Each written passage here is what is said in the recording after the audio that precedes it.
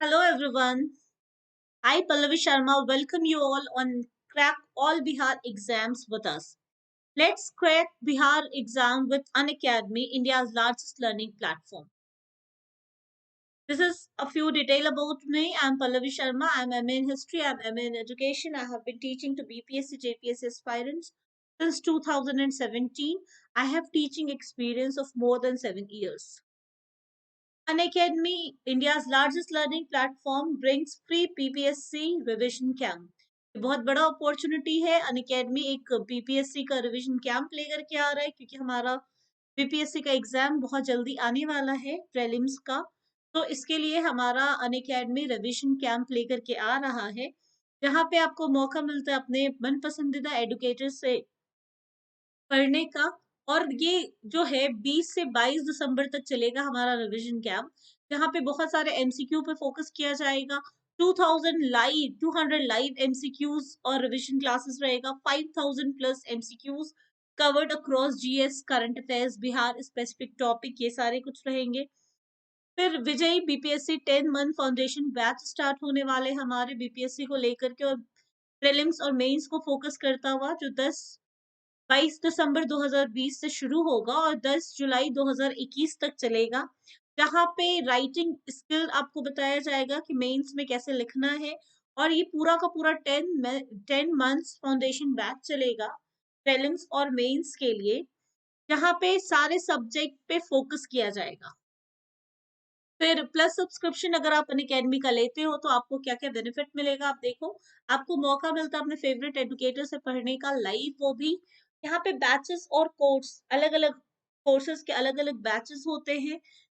तो ऐसा नहीं है कि एक पर्टिकुलर कोर्स पे हम लोग फोकस करते हैं, अनलिमिटेड कोर्सेज पे हम लोग फोकस करते हैं। यहाँ पे डाउट क्लियरिंग सेशन होता है, जहाँ पे लाइव आप अपने डाउट्स को अपने टीचर से पूछ सकते हो। आप टीचर से इंटरैक्ट कर सकते हो पोलिंग के थ्रू, कमेंट के थ्रू, क्विजेस के थ्रू। एक बार आपने सब्सक्रिप्शन ले लिया तो आप अनलिमिटेड एक्सेस कर सकते हो और वीडियोस को ऑनलाइन ऑफलाइन वॉच कर सकते हो। यहाँ पे आपको लर्निंग मटेरियल मिलता है पीडीएफ और नोट्स के फॉर्म पे, जिसको आप यूज करके अपने लर्निंग को और बेहतर कर सकते हो। यहाँ पे free classes versus live classes का मीन्स फ्री क्लासेस और प्लस सब्सक्रिप्शन का क्या क्या फायदा है, ये देखो। आप फ्री क्लासेस लेते हो तो लिमिटेड सिलेबस होता है, लिमिटेड प्रैक्टिस टेस्ट होता है, ओकेजनल पीडीएफ नोट्स मिलते हैं और लिमिटेड डाउट सॉल्यूशन होता है। लेकिन अगर आपने प्लस सब्सक्रिप्शन ले लिया तो अनलिमिटेड यहाँ पे आपका जो सिलेबस कवर्ड होगा वो कंप्लीट सिलेबस कवर होगा। प्रैक्टिस टेस्ट अनलिमिटेड होगा, अनलिमिटेड नोट्स मिलते हैं आपको, और ऑल डाउट्स जो होते हैं हमारे टॉप एजुकेटर्स के द्वारा सॉल्व किए जाते हैं। यहाँ पे कुछ तरीका है जो बताया गया है कि भाई अनअकैडमी के प्लस सब्सक्रिप्शन लेने के लिए आपको क्या क्या प्रोसेस है। तो पहले लर्निंग ऐप को, आप अनअकैडमी के लर्निंग ऐप को डाउनलोड करो प्ले स्टोर से जा करके, उसके बाद उसका सब्सक्रिप्शन लो। और यहाँ पे जहाँ पे सब्सक्रिप्शन लेना होगा, वहां पे मेरा रेफरल कोड अगर आप यूज करोगे PSYT, तो आपको 10% डिस्काउंट मिल जाएगा। जी हाँ, अगर आप मेरा रेफरल कोड इस्तेमाल करते हो PSYT, तो you get our benefit of 10% discount. यहाँ पे लाइव क्लासेस अटेंड करने हैं आपको, यहाँ पे पीडीएफ नोट्स को कैसे देखना है वो देखो, और यहाँ पे आपके सारे डाउट्स क्लियर होते हैं बाय द टॉप एजुकेटर्स। यहाँ पे आप क्विज कंडक्ट कर सकते हो। आप जब जाओगे अपने स्केड्यूल देखोगे, उस स्केड्यूल में अलग अलग अलग अलग विषय का क्विज रहेगा। आपको जिसका मन है आप वो क्विज दीजिए। अब सब्सक्राइब कीजिए बीपीएससी के पेज को। चलो, आज की क्लास में हम लोगों को पढ़ना है हड़प्पन कल्चर के बारे में। हड़प्पन कल्चर में अभी तक हमने देखा, हड़प्पन कल्चर का टाउन प्लानिंग हमने देखा। हड़प्पन कल्चर के टाउन प्लानिंग में हमने कहीं ना कहीं लोअर टाउन और अपर टाउन के बारे में विशेषताएं देखी। फिर हमने देखा कि टाउन जो था हड़प्पा का, वो काफी प्लान्ड टाउन था। मतलब ये जो टाउन बना था ये काफी प्लान्ड वे में बना था। जीवन यापन का हर तरीका इन लोगों ने खोज निकाला था हजारों हजार साल पहले। हजारों हजार साल पहले इन लोगों को बिल्कुल आइडिया था कि किस तरीके से अपना जीवन यापन करना है और किस तरीके से अपना जीवन यापन अच्छे से गुजारना है ताकि कोई परेशानी ना आए। इन लोगों ने बहुत भली-भांति मेडिकल साइंस के फील्ड में एक्सेल हासिल किया था। इन लोगों को फ्लड से बचने का तरकीब आता था। इन लोगों ने जिस तरीके का घर कंस्ट्रक्ट किया था, ये काबिले तारीफ है। ये सब हमने फर्स्ट वीडियो में देखा है। अगर आपने किसी भी कारण से वो वीडियो मिस किया है तो काइंडली पहले जाके वो वीडियो देखिए, और हमारा ये पूरा का पूरा डिस्क्रिप्शन आपको प्लेलिस्ट में मिल जाएगा। और मेरे को अनअकैडमी के लर्निंग प्लेटफॉर्म पे आप जरूर फॉलो कीजिए, वहां पे मैं स्पेशल क्लास लेती हूँ। अब पहले आज बात करेंगे एग्रीकल्चर के ऊपर, कि अगर आप बात करो हड़प्पा का, तो हड़प्पा का एग्रीकल्चर का क्या कनेक्शन था ये देखिए। तो देखो, हमने बात किया पैलेलिथिक का, मेसोलिथिक का, नियोलिथिक का, उसके बाद हमने चारकोलिथिक का बात किया, फिर ब्रॉन्ज एज का हमने बात किया। तो जैसे जैसे एक स्टेज से हम दूसरे स्टेज पे मूव कर रहे हैं, वैसे वैसे ह्यूमन क्या होते जा रहा है, वैसे वैसे ह्यूमन और ज्यादा स्किलफुल होते जा रहा है, और ज्यादा टैलेंटेड होते जा रहा है। जैसे जैसे एक कदम से दूसरे स्टेज पे हम मूव कर रहे हैं, ह्यूमन बीइंग और ज्यादा डेवलप्ड होते जा रहे हैं।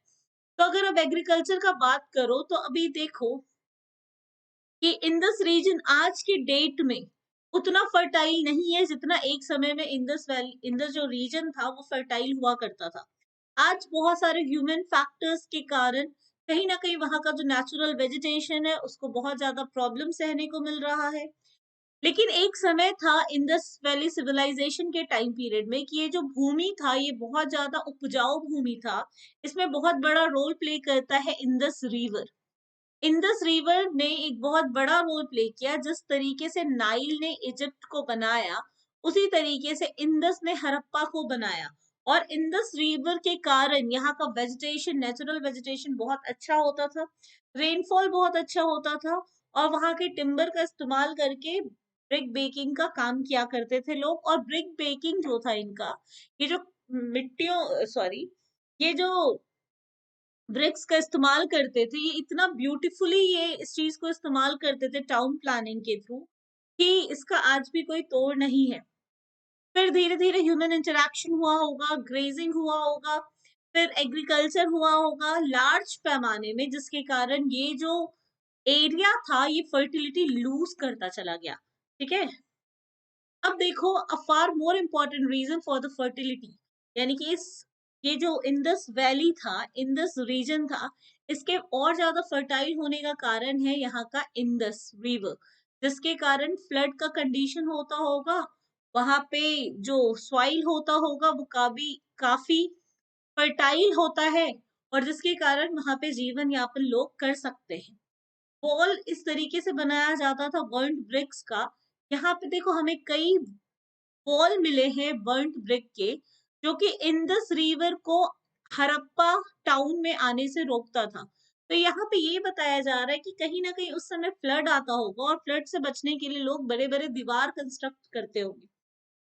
जिस तरीके से नाइल ने इजिप्ट को बनाया, उसी तरीके से इंडस का एक बहुत बड़ा रोल है सिंध को बनाने के। अब ये इंडस रिवर है, इंडस रिवर में हड़प्पा और मोहनजोदड़ो का बात करेंगे हम लोग। ये एक बहुत इंपॉर्टेंट रोल प्ले करता है यहाँ पे टाउन प्लानिंग के लिए। अब देखो, द इंडस पीपल जो थे, उन्होंने, उनका क्या कॉन्सेप्ट होता था कि ये नवंबर के महीने में बीज बोते थे, और अप्रैल के महीने में ये लोग हार्वेस्ट कर लेते थे, ताकि अगला मॉनसून यानी कि अगला फ्लड आने से पहले ये लोग पूरा इंतजाम कर लेते थे बीज बोने का और हार्वेस्ट करने का, ताकि फ्लड के समय इनके पास अनाज की कमी ना हो। उसके बाद एग्रीकल्चर का जो हमें बहुत सारा सिंबल मिलता है, प्रूफ मिलता है, वो अलग अलग जगह से मिलता है। ठीक है। जिसके थ्रू हमें पता चलता है कि वो लोग एग्रीकल्चर भी प्रैक्टिस करते थे। जैसे हमें कालीबंगन से फरोज का डिस्कवरी हुआ है, मतलब एक एग्रीकल्चरल फील्ड मिला है हमें कलीबंगन से, जिससे ये पता चलता है कि लोग वहां के एग्रीकल्चर करते होंगे। देखो, फरोज उसको कहते हैं जहाँ पे खेती होता है। तो खेती होने के बाद जब खेत जोता जाता है तो कुछ इस तरीके का एक डिजाइन बनता है, उसको फरोज कहते हैं।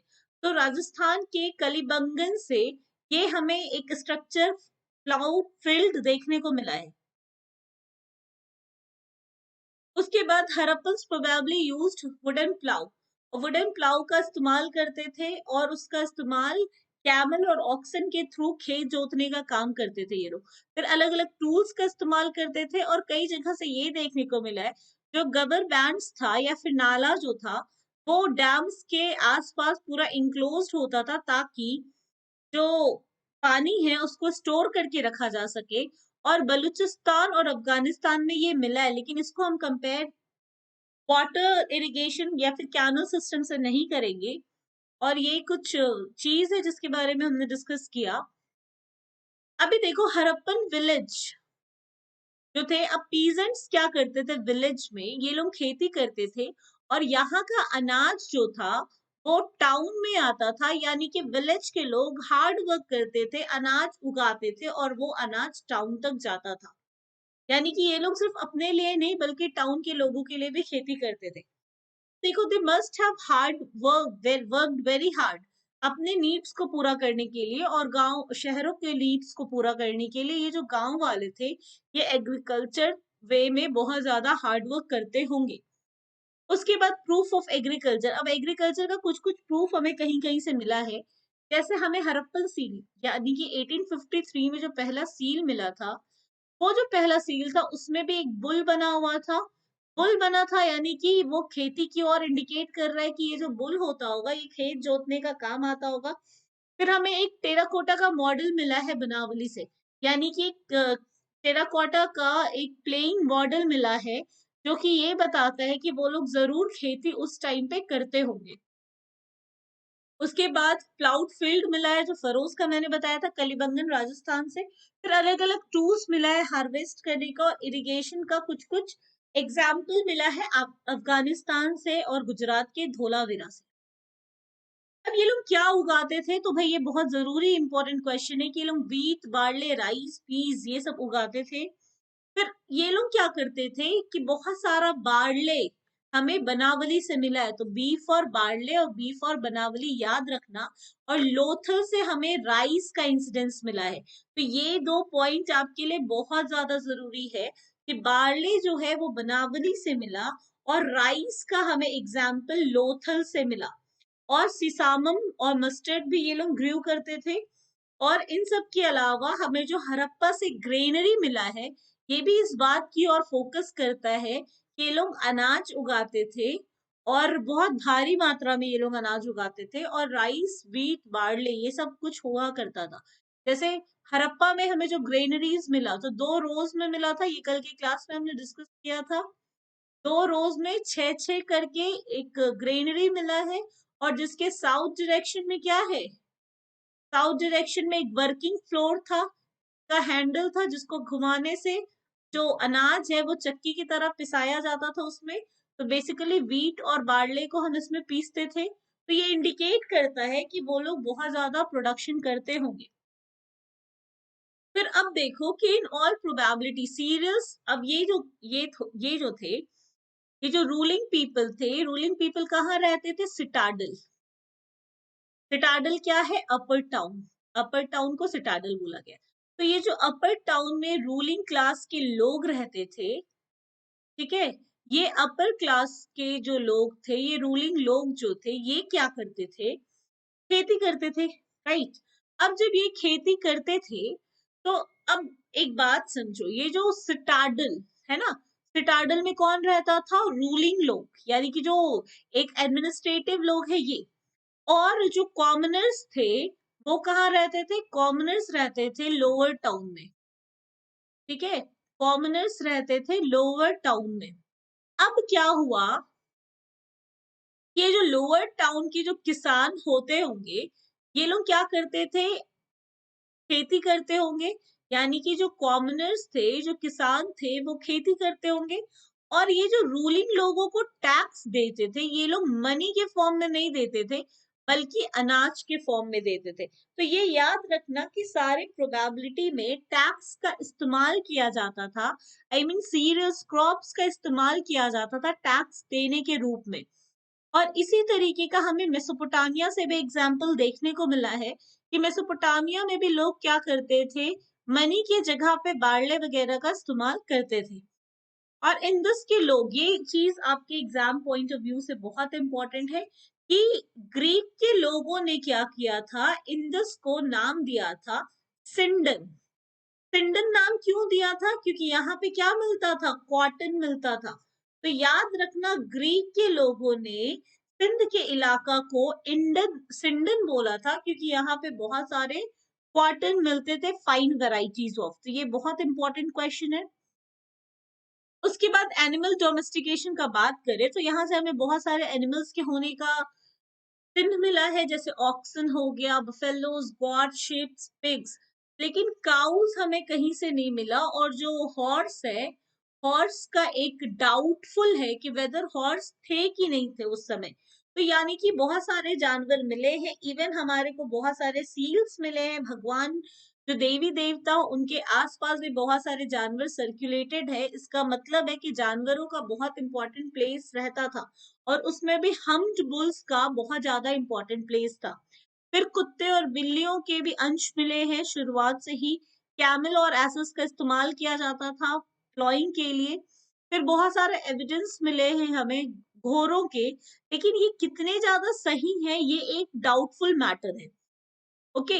और एक चीज बहुत ज्यादा इंपॉर्टेंट है, ये याद रखना, हॉर्स का रिमेनिंग हमें सुरकोटडा से मिला है। सुरकोटडा से हमें हॉर्स का इंसिडेंस मिला है, लेकिन ये कितने हद तक हॉर्स का ही रिमेनिंग है ये डाउटफुल है। फिर in any case the Harappan was not horse centre.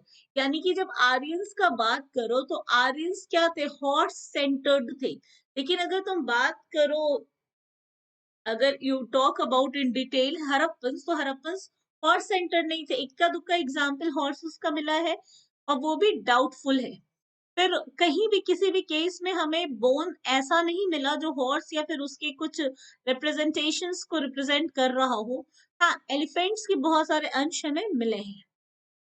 फिर यहाँ पे फिर से कंपेयर किया गया है मेसोपोटामिया के साथ, कि मेसोपोटामिया में भी क्या था। जो हरप्पा में जो एनिमल्स मिले थे वो मेसोपोटामिया में भी मिला। यानी कि Harappa is equal to Mesopotamia, बहुत सारी चीजें सेम थी। लेकिन जो चीजें अलग थी, वो हरप्पा में एलिफेंट मिला था और हरप्पा में क्या मिला था, राइस। लेकिन ये चीजें मेसोपोटामिया में नहीं मिली थी। तो याद रखना, everything was similar in Harappa and Mesopotamia in agriculture and animal. लेकिन एलिफेंट और राइस का इंसिडेंस हरप्पा का यूनिक रहा। फिर टेक्नोलॉजी और क्राफ्ट का बात करो तो ये लोग क्राफ्ट में बहुत सारे मॉडल्स का इस्तेमाल करते थे। इनको पहली बात तो एग्रीकल्चर हो रहा है, तो एग्रीकल्चर के लिए क्या चाहिए, बहुत सारा टूल्स चाहिए। ठीक है, बहुत सारा प्लाउ करने के लिए, खेत जोतने के लिए बहुत सारा टूल चाहिए। तो ये सारा चीज बनाते थे ये लोग। फिर इनके पास बहुत सारे ब्रॉन्ज के टूल्स थे अलग अलग, ये लोग क्राफ्ट का इस्तेमाल करते थे। उसके बाद ये लोग बोट मेकिंग जानते थे, ये लोग बीड बनाना जानते थे। उसके बाद ये लोगों को पता था कि भाई ब्रॉन्ज के साथ और सारे मेटल्स को मिला करके क्या क्या बनाया जा सकता है। तो ये और भी चीजों का मैन्युफैक्चर करते थे। तो they were having a good idea of art and craft. फिर देखो, ये जो कॉपर था, ये कॉपर कहाँ से आता था, Khetri copper mine of Rajasthan. तो कॉपर आता था राजस्थान से, और कई कई केस में बलूचिस्तान से भी आता था। तो याद रखना, इंडिया में कॉपर आता था खेतरी माइंस ऑफ राजस्थान, और बाहर से आता था बलूचिस्तान से। और टिन बेसिकली अफगानिस्तान से आता था, और कहीं कहीं पे हजारीबाग बस्तर से भी आता था। तो ब्रॉन्ज वेपन्स बनाने के लिए इन लोगों ने महारत हासिल किया था। अब बहुत सारे किट्स मिले हमें ब्रॉन्ज गुड्स के, जो ये बताता है कि इन लोगों ने बहुत सारे ब्रॉन्ज के टूल्स बनाए। Several other important crafts flourished इन हरप्पन टाउन्स। और भी बहुत सारे ऐसे क्राफ्ट थे जो वहां पे मिले हैं। फॉर एग्जाम्पल, इनको कैसे निडल का इस्तेमाल करना है, सिलना कैसे है, ठीक है, बुनना कैसे है, इनको ये सारी चीजें आती थी। कि कैसे वुल का इस्तेमाल करके वीव करना है, ये इनको पता था। सिलना इनको आता था। इनको बोट बनाने आता था। ये सारी चीजें उनको भली भांति आती थी। एक कच्चे ईंटे लाइक ब्रिक्स का इस्तेमाल करके अच्छे से अच्छा कैसे स्ट्रक्चर ढांचा तैयार करना, इन सबको आता था हड़प्पन लोगों को। तो ये लोगों ने क्या किया था, महारत हासिल किया था इन सारी चीजों में। उसके बाद ये कॉटन का अंश हमें मिला है मोहनजोदड़ो से, ये बहुत ज्यादा जरूरी है। ये याद रखना, सिंगल जगह है पीस ऑफ वुवन कॉटन हमें मिला है। ठीक है, दैट इज दिस। फिर हड़प्पन ऑल्सो बोट मेकिंग बनाते थे, क्योंकि ये लॉन्ग डिस्टेंस ट्रेवल करके क्या कर रहे, खेती सॉरी ट्रेड कर रहे, व्यापार कर रहे।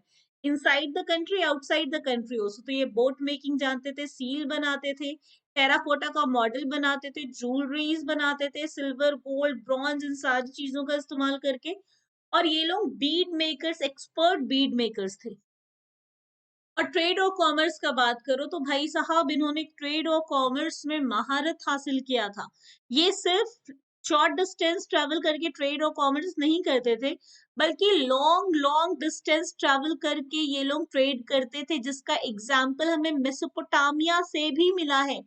तो अंडरस्टैंड कि इनका ट्रेड और कॉमर्स कितना ज्यादा स्ट्रांग होगा। तो यहाँ पे दिया है the importance of trade in the life of the Indus people is supported not only by the granaries. ठीक है, हड़प्पा का जो ग्रेनरी मिला था उससे नहीं, या फिर मोहनजोदड़ो और लोथल का।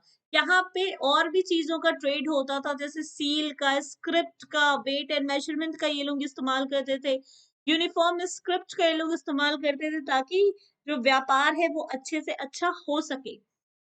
फिर the Harappans conducted considerable trade in stone, metal, shell, इन सब का ये लोग बहुत ज्यादा इस्तेमाल करते थे व्यापार के लिए। However, their cities did not have the necessary raw material. लेकिन ये लोग जो बनाते थे कच्चे माल से पक्का माल, इनको पक्का माल बनाने के लिए प्रोबेबली इनके पास कुछ साधन नहीं हुआ करता था। तो जब इनके पास साधन नहीं हुआ करता था, तो ये क्या करते थे, कच्चे माल के लिए दूसरे कंट्री पे निर्भर होते थे। और यहाँ पे मॉडर्न बैंकिंग सिस्टम नहीं है, या फिर मॉडर्न इकोनॉमी नहीं है जहाँ पे मनी का इस्तेमाल किया जाता है एक्सचेंज ऑफ गुड्स के लिए। वहां पे ये क्या करते थे, गुड्स को गुड्स से एक्सचेंज करते थे, यानी कि सामान का सामान से आदान प्रदान करते थे, और इस तरीके से बिजनेस होता था। तो इसको बार्टर सिस्टम कहा गया है, और यही बार्टर सिस्टम तुम्हारा मेसोपोटामिया में भी था। तो ये लोग मनी का इस्तेमाल नहीं करते थे, they use goods by the goods. एक सामान लेते थे, दूसरा सामान देते थे। और इनको बहुत अच्छे से व्हील का इस्तेमाल करना आया था, और इनका जो एक मॉडर्न इक्का सिस्टम इन्होंने डेवलप किया था, दैट इज, ये हमें एक सिस्टम मिला है, ठीक, ये एक स्ट्रक्चर मिला जिससे पता चलता है इनका जो ट्रांसपोर्टेशन सिस्टम था वाकई काबिले तारीफ हुआ करता था। अब the Harappan had commercial link, इनका कमर्शियल लिंक, इनका ट्रेडिंग लिंक राजस्थान से था, और बाहर अफगानिस्तान से भी था, मेसोपोटामिया से भी था। क्योंकि यहाँ पे अगर हम टिग्रीज का और यूफ्रेट्स का बात कर रहे हैं, तो ये वो रिवर है जो मेसोपोटामिया के, मेसोपोटामिया क्या है, land between the two river. तो ये टू रिवर क्या है, टिग्रीज और यूफ्रेट्स है ना। तो ये इनका long distance travel Afghanistan, Mesopotamia, इन सब जगह में भी होता था। The Harappans carried on long distance trade. अब ये लोग ट्रेड किस चीज का करते थे, लैपिस लजूली का करते थे। और ये लैपिस लजूली यहाँ के जो प्रेस्टिजियस लोग थे, यहाँ के जो रूलिंग लोग थे, जो सिटाडल में रहते थे, वो इस्तेमाल करते थे इसका। फिर मेसोपोटामिया रिकॉर्ड जो है 2350 बीसी में हमें मिला है, वो एक ट्रेड लिंक का बता रहा है मेलुआ के साथ। ठीक है, यानी कि मेसोपोटामिया के लोग मेलहुआ, मेलहुआ मतलब पुराना नाम है सिंध का, ये लोग क्या करते थे, मेलहुआ यानी कि सिंध के साथ व्यापार करते थे। और यहाँ दो स्टेशन था, उस दो स्टेशन में ये लोग स्टे करते थे। ओके, तो ये चीज बहुत ज्यादा, दिलमन और मकरन यहाँ पे दो स्टेशन था। तो ये आते थे, यहाँ स्टे करते थे, और यहाँ के बाद ये लोग फर्दर आगे की ओर ट्रेड करते थे। देखो ये एग्जाम्पल, यहाँ पे जैसे तुम्हारा देखो, यहाँ पे सुमेर है, यहाँ से ये लोग आते थे, तिलमन और मक्कन में स्टे करते थे, स्टेशन था। और यहाँ के बाद ये लोग आगे जाते थे, मेलहुआ में ट्रेड करते थे। मेलहुआ क्या है, एंशियंट नेम है, किसका एंशियंट नेम है, तो सिंध का एंशियंट नेम है। तो देखो यहाँ पे लॉन्ग डिस्टेंस ट्रेड हो रहा है, ये चीज पे फोकस किया गया है। उसके बाद वहां की सोसाइटी देखो, तो भाई कल की क्लास में हमने डिस्कस किया था कि वहां की सोसाइटी कैसी थी। तो सोसाइटी इक्वल तो बिल्कुल भी नहीं थी, नॉट इक्वल, इक्वल सोसाइटी नहीं था। दो पार्ट्स में बटा हुआ था ये टाउन, एक अपर टाउन, एक लोअर टाउन। अपर टाउन में रूलिंग क्लास रहते थे, और लोअर टाउन में कॉमनर्स रहते थे। तो खैर इससे ही समझ आ रहा है कि society was not at all equal. Society was divided into two parts, upper class and lower class. लेकिन ये जो डिवीजन हुआ था, ये मनी के बेसिस पे हुआ था, ये घरों के बेसिस पे हुआ था, या ये पावर के बेसिस पे हुआ था, इसका कह पाना बहुत मुश्किल है क्योंकि हमारे कोई रिटन रिकॉर्ड्स हमने डेसिफर किया नहीं है। तो एज फार जो अभी तक लग रहा है कि हाँ सोसाइटी डिवाइडेड तो थी, किस बेसिस पे डिवाइडेड थी ये कहना मुश्किल है। तो यहाँ पे सोसाइटी में हायरार्की था, पावर डिविजन था, अपर एक सिटाडल, अपर टाउन, लोअर टाउन, पीपल वैसे ही बटे हुए थे, रूलिंग क्लास वर्सेस कॉमनर्स। फिर यहाँ पे देखो बेसिकली दो दो लोकेलिटीज होता था, अपर टाउन और लोअर टाउन, लेकिन धोलावीरा में हमें तीसरा लोकेलिटी भी देखने को मिला है, दैट इज मिडिल टाउन, जहाँ पे ब्यूरोक्रेट्स, मर्चेंट्स ये सब रहते थे। अब द सिटाडल को फर्स्ट लोकेलिटी कहा गया था जो रूलिंग क्लास के लिए था, और जो लोअर टाउन था वो कॉमन पीपल के लिए था। धोलावीरा से हमें मिडिल टाउन भी मिला है जो बेसिकली मर्चेंट्स या फिर ब्यूरोक्रेट्स के लिए था। Social differentiation is indicated by different residential structure. अब अलग अलग रेसिडेंशियल स्ट्रक्चर के थ्रू ही पता चलता है। तो किसी का एक रूम होता था एक घर में, किसी का 12 रूम तक होता था, किसी का एक फ्लोर होता था, किसी का 2 स्टोरी फ्लोर भी होता था। तो ये भी कहीं ना कहीं इकोनॉमिकल स्ट्रक्चर को बता रहा है। अब कॉटन एंड वुलन गारमेंट यहाँ के लोग पहनते थे। फिर मेन विमेन दोनों लंबे लंबे हेयर रखते थे, हेयर पिन लगाते थे, जूड़े वगैरह के लिए ये लोग पिन का इस्तेमाल करते थे। मेन क्या था, छोटे छोटे ये लोग बियर्ड रखते थे और उसको जो मूछ हुआ करता था उसको क्लीन शेव्ड रखते थे। फीमेल यूज करती थी अलग अलग कॉस्मेटिक आइटम, लिपस्टिक हो गया, आई ऑइंटमेंट्स हो गया, फेस पेंट्स हो गया, पाउडर हो गया, ये सारी चीजों के अंश मिले हैं।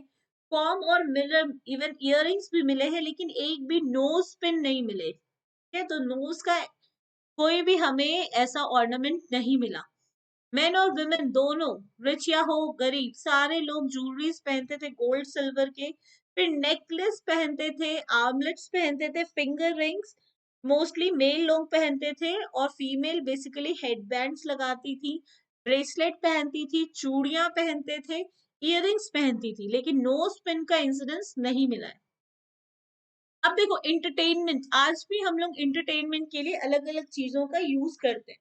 तो उस समय भी लोग एंटरटेनमेंट के लिए अलग अलग स्रोत का इस्तेमाल करते थे, जहाँ पे बेसिकली हमें खुदाई में बॉल मिला है और यहाँ पे पासे मिले, डाइस मिले, जिससे पता चलता है कि बॉल और डाइस इनका मेन सोर्स ऑफ एंटरटेनमेंट रहा होगा। उसके बाद यहाँ पे हमें fishing, hunting, animal, bird fighting, ये सब भी अलग अलग सोर्स का पता चला, जहाँ पे बच्चों के बहुत सारे खिलौने मिले। ठीक है, इवन ये जो खिलौने थे ये मूवेबल लिम्स, मूवेबल खिलौने थे। तो पता चलता था कि बच्चों के भी एंटरटेनमेंट का खासा ख्याल रखा जाता था। अब यहाँ पे ब्यूरियल देख लो। अब देखो डेड बॉडी को आफ्टर डेथ, आफ्टर डेथ, अब डेड बॉडी को कैसे इनका दफनाया जाता था, तो 3 तरीके से दफनाया जाता था। एक है कंप्लीट ब्यूरियल, एक है फ्रैक्शनल ब्यूरियल, और एक है पोस्ट क्रीमेशन ब्यूरियल। अब कंप्लीट ब्यूरियल क्या है? कंप्लीट ब्यूरियल मतलब कि मरने के बाद डेड बॉडी को कंप्लीट दफना दिया गया। ठीक है, कंप्लीट दफना दिया गया, नॉर्थ साउथ डायरेक्शन को फेस करता हुआ, तो इसको हम कहते हैं कंप्लीट ब्यूरियल। दूसरा है फ्रैक्शनल ब्यूरियल। फ्रैक्शनल ब्यूरियल का मतलब है कि जो मरने के बाद डेड बॉडी को जानवरों के सामने रख दिया जाता था, जानवर जब फीड कर लेते थे उसके बाद जो हड्डियां बचती थी उनको हम बरी करते थे, तो उसको फ्रैक्शनल ब्यूरियल कहा गया। और एक होता था पोस्ट क्रिमेशन ब्यूरियल, यानी कि मरने के बाद, ठीक है, दाह संस्कार करने के बाद जो हड्डियां बचती थी उनको एक कलश में डाल करके दफनाया जाता था, तो उसको पोस्ट क्रिमेशन ब्यूरियल कहा गया है। लेकिन अमूमन ये देखा गया कि post cremation burial Harappa time period में बेसिकली एनिमल्स और बर्ड्स के लिए किया जाता था, पेट एनिमल और बर्ड्स के लिए। अब यहाँ का पॉलिटिक्स कैसा था? तो भाई पॉलिटिक्स एक बहुत इंपॉर्टेंट रोल प्ले करता है। क्यों बहुत इंपॉर्टेंट रोल प्ले करता है? तो देखो अर्थशास्त्र एक किताब है जो कौटिल्य ने लिखा है। अर्थशास्त्र जो कौटिल्य ने लिखा, उस किताब में अर्थशास्त्र में कौटिल्य ने वर्क ऑफ किंग का क्या होना चाहिए वो सारी चीजें लिखी है।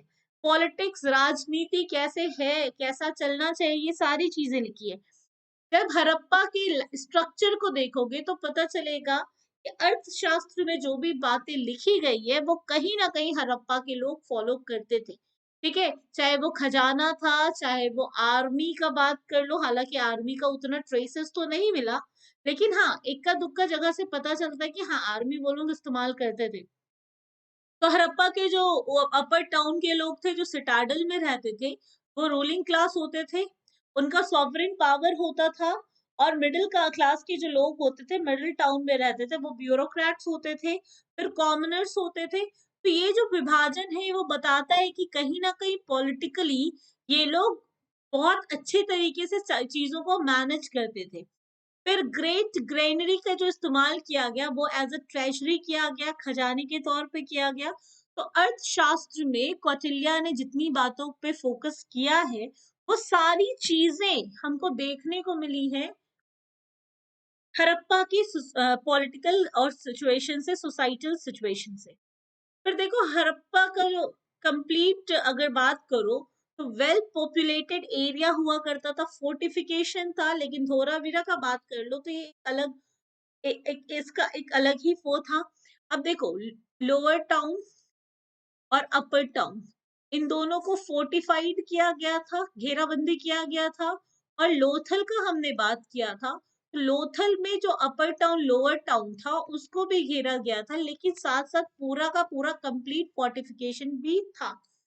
तो we have no clear about the standing army, standing army नहीं मिला, लेकिन हमें एक सुरकोटोडा से एक मिला, सुरकोतदा से एक मिला है एक डिपिक्शन जहाँ की आर्मी दैट इज एक स्टैंडिंग आर्मी की ओर फोकस करता है। यानी कि हमें बहुत सारा तो स्टैंडिंग आर्मी था नहीं था इसका जवाब नहीं है हमारे पास, लेकिन सुरकोतदा से जो मिला है हमें इंसिडेंट उससे पता चलता है कि भाई स्टैंडिंग आर्मी हुआ करता होगा।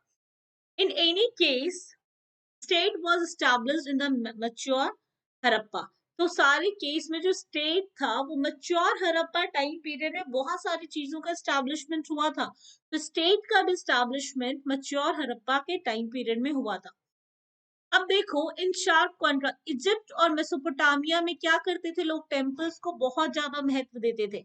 मेसोपोटामिया में एक किंग दूसरे किंग से अटैक मारपीट करता था, और जो जीत जाता था वहां के टेम्पल का कंट्रोल अपने हाथ में ले लेता था। यानी कि जो टेम्पल था ये बहुत इंपॉर्टेंट रोल प्ले कर रहा है मेसोपोटामिया में। लेकिन हमें एज सो फार ऐसा देखने को नहीं मिला है हड़प्पा के टाइम पीरियड में। वो लोग रिलीजियस नेचर के तो थे, वो लोग देवी देवताओं को मानते थे, लेकिन टेम्पल का कोई भी अस्तित्व नहीं देखने को मिला है। जिससे ये पता चलता है कि हाँ ठीक है लोग रिलीजियस नेचर के थे, but they having the same belief on the temple it was not sure. उसके बाद यहाँ पे देखो तो एक हमने बात किया था ग्रेट बात का। तो ग्रेट बात का हमने बात किया तो वो एक लौता एक ऐसा इंसिडेंस मिला जहाँ पे लोग क्या करते थे, लोग रिचुअल बाथिंग के लिए उसका इस्तेमाल करते होंगे। तो ये एक एग्जाम्पल हमें देखने को मिला है कि हाँ बहुत सारे जगहों पे तो टेम्पल का अंश मिला ही नहीं, लेकिन जो ग्रेट बात का लोग इस्तेमाल करते थे वो प्रोबेबली किसके लिए करते होंगे, रिचुअल बैथिंग के लिए करते होंगे। अब देखो तो हड़प्पन रूलर जो थे, जो राजा हुआ करते थे, वो लड़ाई झगड़ों पे फोकस नहीं करते थे, वो अपना पावर जमाना चाहते थे ट्रेड एंड कॉमर्स के थ्रू। लेकिन मेसोपोटामिया और इजिप्ट के राजा क्या करते थे, ट्रेड और कॉमर्स पे फोकस नहीं कर उतना नहीं करते थे, बल्कि वो फाइटिंग पे फोकस करते थे। कुछ क्वेश्चन है अब देखो। सबसे पहला क्वेश्चन है कि ह्यूमन सोसाइटी को यूनिक क्या बनाता है, कल्चर बनाता है, रिलीजन बनाता है, इकोनॉमी बनाता है, या साइंस बनाता है। तो ऑब्वियसली ह्यूमन सोसाइटी को यूनिक बनाता है वहां का कल्चर, है ना। जानवरों में कोई कल्चर नहीं होता, लेकिन ह्यूमन बीइंग का हमारा एक कल्चर होता है जो हमें दूसरों से अलग बनाता है। फिर which of the following is related to Harappan civilisation. Harappan civilisation से क्या रिलेटेड है, सुमेरियन सिविलाइजेशन रिलेटेड है, इंडस वैली रिलेटेड है, वैदिक सिविलाइजेशन रिलेटेड है, कि मेसोपोटामिया। बताओ। यहाँ पे तुम देखो हड़प्पन सिविलाइजेशन से रिलेटेड है तुम्हारा इंडस वैली सिविलाइजेशन, क्योंकि अगर इंडस नहीं होता रिवर तो हड़प्पन सिविलाइजेशन पॉसिबल नहीं हो पाता। इन द सिविलाइजेशन को किस कैटेगरी में डालोगे तुम? प्री हिस्टोरिकल एज में डालोगे, हिस्टोरिकल एज में डालोगे, अर्ली हिस्टोरिकल एज की लेटर हिस्टोरिकल एज? देखो, pre historical age no written records, historical age we talk about written records. Early historical age written records था, लेकिन हमने डेसिफर नहीं किया, डेसिफर नहीं किया, तो ऑब्वियसली उसको कहाँ डालेंगे हम? अर्ली हिस्टोरिकल एज में डालेंगे कि रिटन रिकॉर्ड मिला है बट हमने डेसिफर नहीं किया। फिर sources of knowledge about Harappa कहाँ से मिलता है तुमको? रॉक एडिक्ट से मिलता है, राइटिंग इन टेराकोटा मॉडल से मिलता है, दैट इज सील से मिलता है, आर्कियोलॉजिकल एक्सकेवेशन से मिलता है, कि सबसे मिलता है? सोचो। देखो, हमको सबसे पहला जो खुदाई में मिला था वो था एक सील, जो सबसे पहला चीज मिला था हमको हड़प्पा का।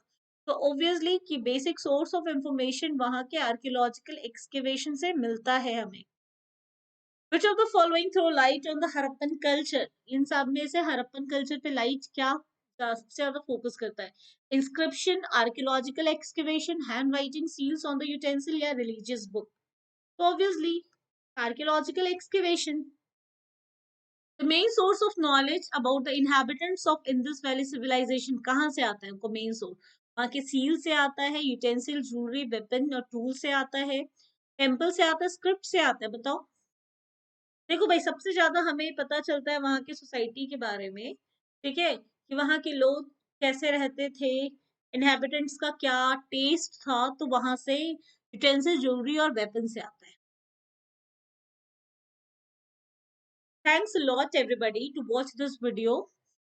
अनअकैडमी के लर्निंग ऐप पे आप मुझे फॉलो कीजिए, उसका डिस्क्रिप्शन बॉक्स में आपको लिंक मिलेगा। ये वीडियो अगर अच्छा लगा है तो लेट्स क्रैक बिहार एग्जाम को लाइक, शेयर, सब्सक्राइब कीजिए, हमारा टेलीग्राम पेज को ज्वाइन कीजिए।